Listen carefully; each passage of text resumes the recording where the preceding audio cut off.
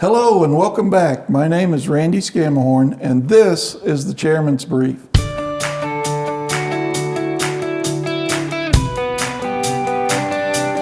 Thank you for joining me for another episode, as this week we are joined by a few of our local school leaders and Chief Leadership Officer, Ms. Sherri Hill. As spokesman for the Cobb Board, I have been excited for this conversation to happen since the Chairman's Brief began. You have had the chance to hear from the divisions which support our schools, and today we get to hear from the leaders who make all of our academics, money, communications, operations, technology, and partnerships work inside the school in your neighborhood. And now our principals. We have excellent principals in our schools, and each of you represent an elementary, middle, and high school, respectfully. Can you quickly tell us which school you lead, which part of Cobb County your school is located, and anything you'd like us to know about your school, staff, or yourself? And Ms. Amlett, we'll start with you. Good morning. I'm Tia Amlett, the principal of Barber Middle School. We are located in the northwest sector of the county, and I can basically let you know that our school is comprised of approximately 912 or so students, and we are currently CCSD STEM certified. That's a recent accomplishment that we're really proud of, and we are making strides and gains academically, as well as with our social emotional component with our students. So I'm just excited to be here today. Okay, well, thank you. Mr. Morrell, what can you share with us? My name is Josh Moriel, and I'm principal at Osborne High School in South Cobb County.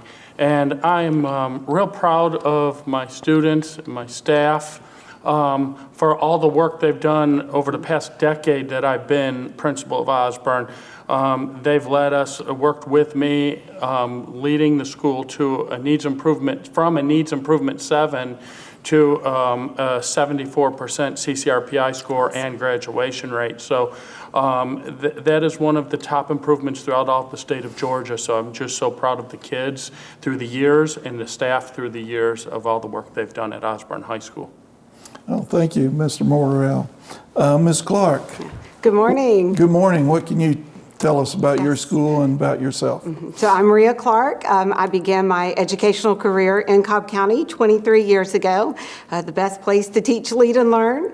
I'm currently have been finishing my third year as principal at Eastside Elementary School, and Eastside has the honor of being the largest elementary school in Cobb County. We average between 1,100 and 1,200 students each year. It is located in the East Cobb community, and even though it is such a large school, we have a small community feel. Our parents are very involved and supportive. The community is very involved and supported. We have the best staff around, and our students come to school ready to learn every day, and it's just the best place to be. Outstanding. And Ms. Hill, it's your turn.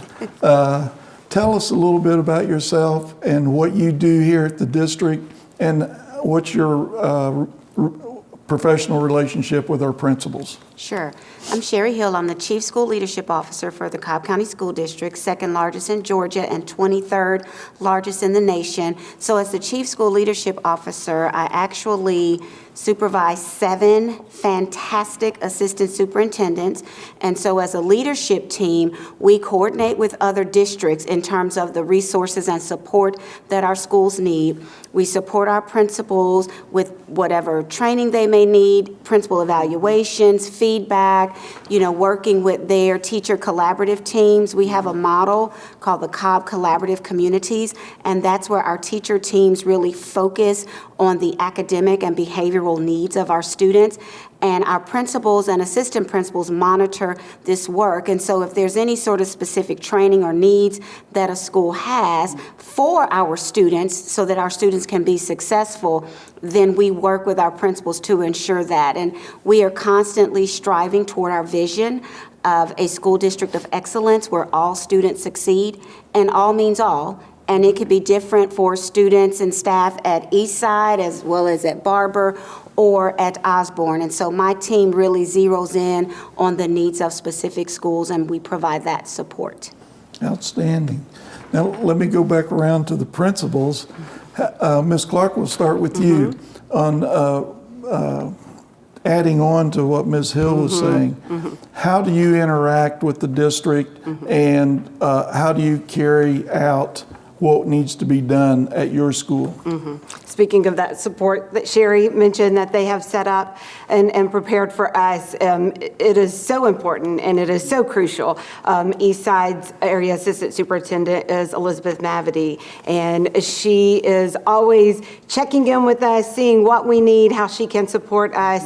I know that I can go to her with any question, no matter how big or how small. And if she doesn't know the answer, she's going to help me find the answer. We meet regularly with Ms. Hill and her leadership team, and they provide us with information. They ask our input for questions. They work with principal groups to make decisions to help determine success in the future.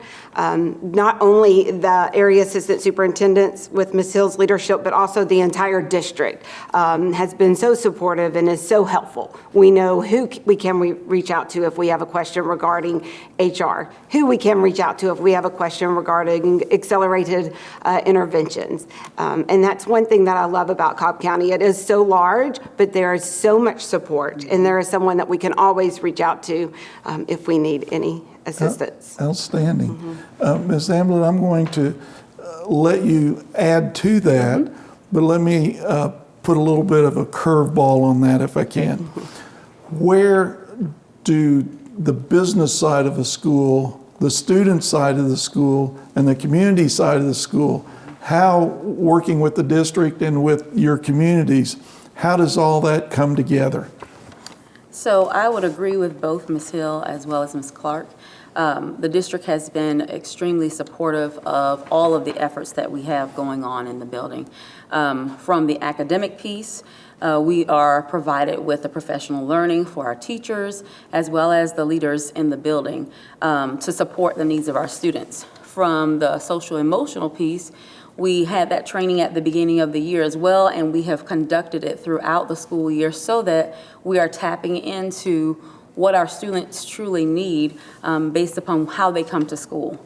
With us being in the midst of the pandemic, it has truly been a struggle for a number of our families, and as well as our students and our staff. And being able to utilize the skills and the techniques and the tools that we've been provided has been essential to trying to make the smoothest transition of a tough situation. The community as well has been extremely supportive from the moment I walked into the building all the way until now. Anything that I need, whether it's a business or the police department or the mayor, they all come in and they rally around us to either walk hand in hand with us or just to give us that financial or just moral support. But the district as a whole, our superintendent, our assistant superintendent, Dr. Kular, she has been a go-to person. So she will provide the names of those who I can get in contact with if there's ever any issue. So I have those numbers on speed dial, and I'm frequently working with any and everybody that I need to make sure that what's going on at Barber is the best for our students, our families, and the community. Outstanding. Mr. Morrell, bring us to a close on this section of our question. Yeah, and I guess wrapping all of the great comments from our other two principals together, our assistant superintendent, Christian Suttle, has been hands-on working with me and my staff at Osborne High School. Through the years, we've been a great benefit of SPLOST, which has built a whole new campus. And that is a great, great positive thing at Osborne High School. But it came with challenges, 48 portable units for 2 years.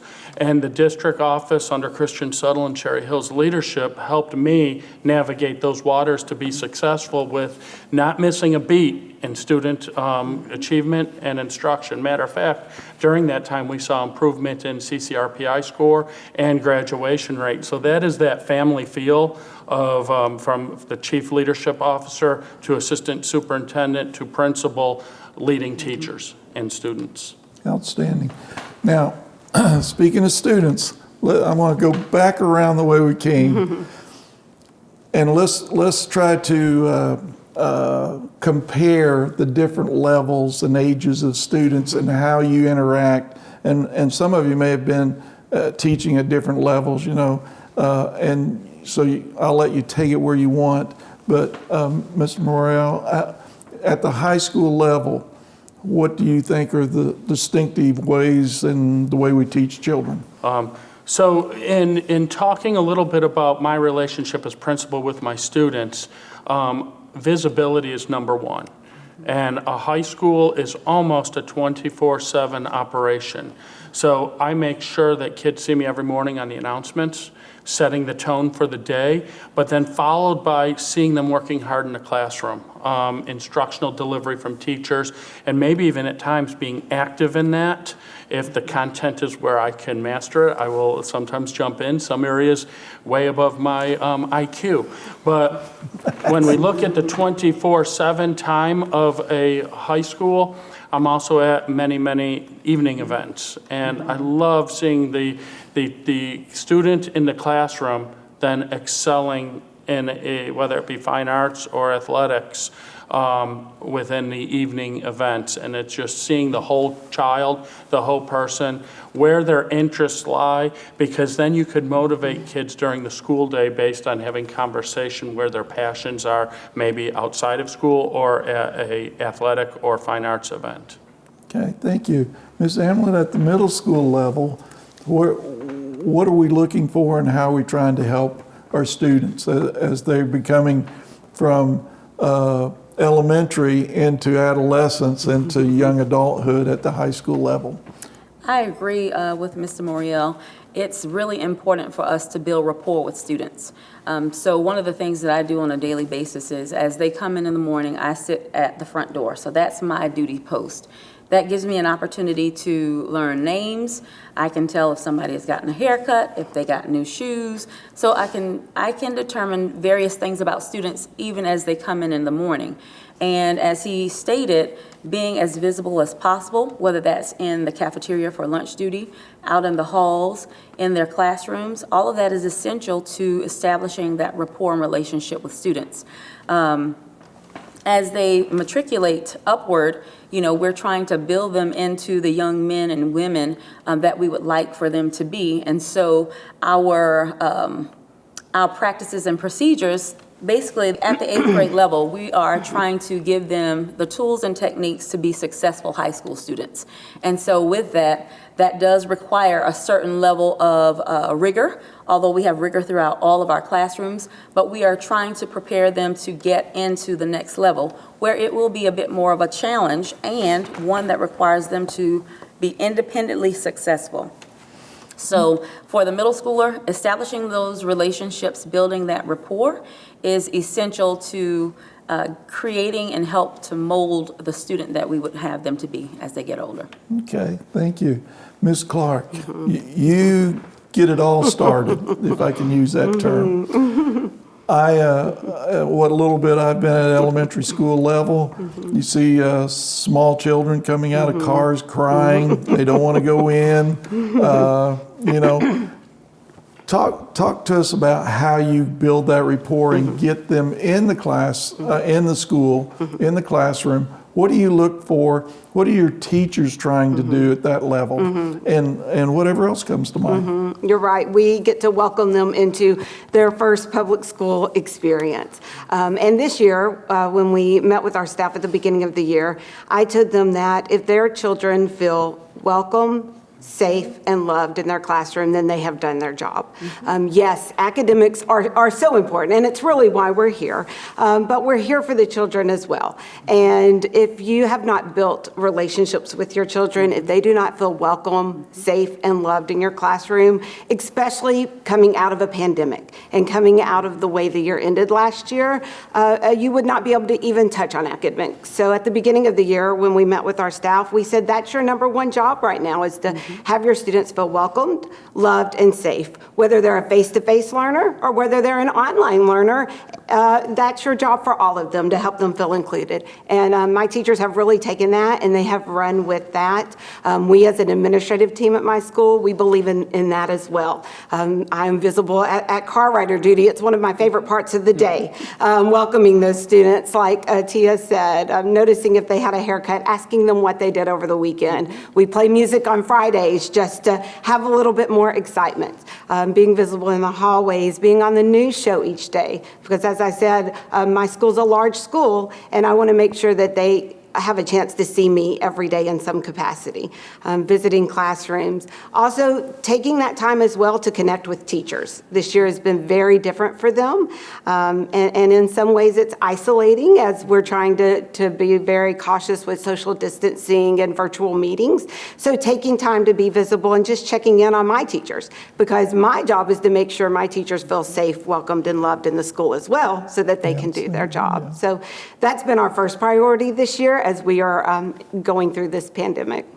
Okay, thank you. Ms. Hill, what I'd like, besides whatever you want to add too, is how do we make sure that all of our schools at each level maintain their own little community personality, but yet we want to make sure that they're all moving forward so that at each level, the student is ready for the next level? Well, it starts with leadership. The leader of the school is one of the most integral people in the school. Our teachers, our support staff, everybody is really important in this work and in this building. It's the principal who hires the teachers. It's the principal who hires the staff. It's the principal who connects with the business community. It's the principal who typically, connects with the parents. It's the principals who meet with the counselors, the social workers, the psychologists, and different support staff. It's the principal who establishes that vision for the building. So our superintendent speaks of our mission, one team, one goal, student success, and our vision is a school district of excellence where all students succeed, where our principals take that mission and vision and they make it their own for their school. They're like the owner-operators, if you think about it that way. We have this big franchise, and we're all Cobb County, but each school has their owner-operator leader. And so there are a lot of things that we all do the same, and then there are a lot of things where principals have to add that specific touch that's needed at that particular school. Principals decide staffing. So one of the jobs in my division is we look at allotments, which is the number of teachers and staff that a school has. Well, a principal can make different adjustments and staff as accordingly, as they need to for their school. So the principal is really that person that sets the tone. You hear each of them talking about, greeting the students, working with the teachers, recognizing if a student has a new haircut, or, hey, I went to the play last night, or I went to the game, or went to the orchestra concert. And so that leader in the building is really that person who sets the tone for the school and how that school is perceived as well in the community. But with the support of our schools and our principals, our business community, our parents, and our community, those are all the ingredients to make a fantastic school that supports our students' whole child well-being and also their academic success. I am proud of all of you. I'm proud of our whole team throughout the county. I am proud of what we've been able to do. And thank you very much for being here and sharing your stories with us. You all had an incredibly difficult jobs before COVID-19, and just listening to each of you is a great reminder to our community watching this, the high quality leaders we have in our schools. Our entire county is better because of your leadership. All of our principals have spent endless hours leading through every twist and turn. You have spent time away from your own families. You have answered countless emails and calls. You have made sure every Cobb student has had the opportunity to succeed. To all of our principals and from our board, 113,000 students, 17,000 staff members, and 800,000 Cobb citizens, thank you. And thank you for joining us for another episode of the Chairman's Brief. I hope our time together has been useful in helping you, our customers, as you have heard from leaders inside of a school near you. It is because of our community and staff that this county is the best place to teach, lead, and learn. Thanks again, and we'll see you on the next week's edition of the Chairman's Brief, when saving the best for last, we hear from our leader, Superintendent Chris Ragsdale. Have a good day.